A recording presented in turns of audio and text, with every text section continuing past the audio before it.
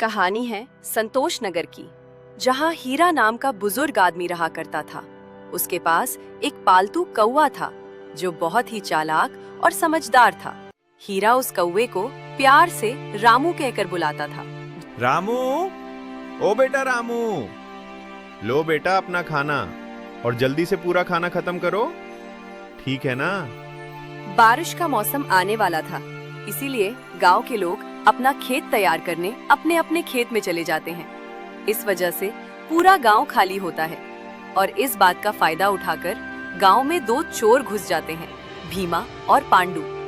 दोनों घर घर जाकर चोरी करते हैं और सामान लपेट जंगल की और चल देते हैं। और ये सब पेड़ पर बैठा रामू कौवा देख रहा होता है। लगता है ये दोनों चोर हैं जिन्होंने पूरा गांव ही साफ कर दिया। मुझे पहले अपने घर जाना होगा, कहीं इन दोनों ने वहां भी तो चोरी नहीं की। मुझे जल्दी घर जाना चाहिए। रामू कौवा देरी ना करते हुए अपनी घर की ओर उड़ान भर देता है और अपने घर पहुंचकर घर की सारी चीजें देख राहत की सांस लेता है।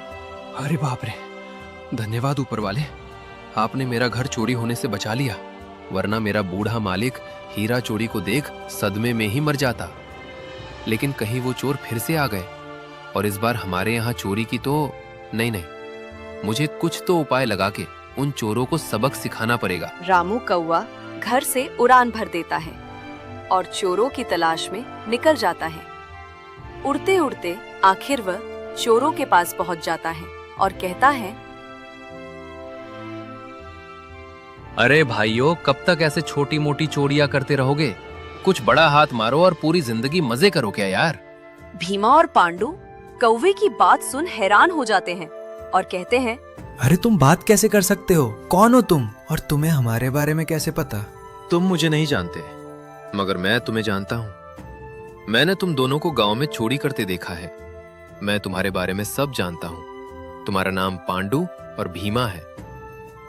ये सब बातें जाने दो। मैंने गांव में एक बहुत बड़ा खजाना छुपाते देखा है। मैं एक छोटा सा पक्षी हूँ, मेरे पंजे छोटे हैं और इस वजह से उस खजाने को नहीं निकाल सकते। मैं काफी दिनों से साथी की तलाश में था जो मेरी मदद कर सके और मुझे तुम दोनों दिखे। खजाने की बात सुनते ही भीमा और पांडू बहुत खुश हो जाते हैं और उनका लालच बढ़ जाता है और वो दोनों कौवे की बात सुन के उसके पीछे पीछे चल देते हैं। यही वो तालाब है मित्रों, जहाँ गांव वालों ने खजाना छुपा के रखा है।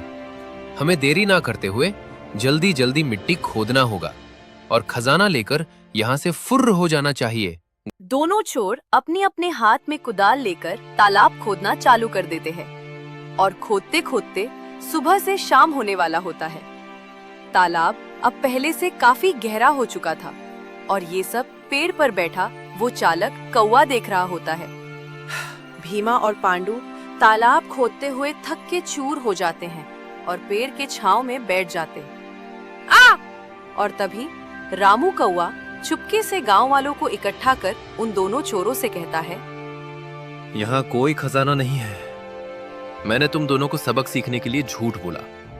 तुम्हें तालाब खोदकर पता तो चल ही गया होगा कि कितनी मेहनत लगती है किसी चीज को कमाने या बनाने में, और तुम चोरी करके किसी की मेहनत एक झटके में चुरा ले जाते थे। दोनों चोरों को अपनी गलती का एहसास हो जाता है और वो दोनों अब गांव वालों के साथ रहकर मेहनत से कमाने लगते हैं।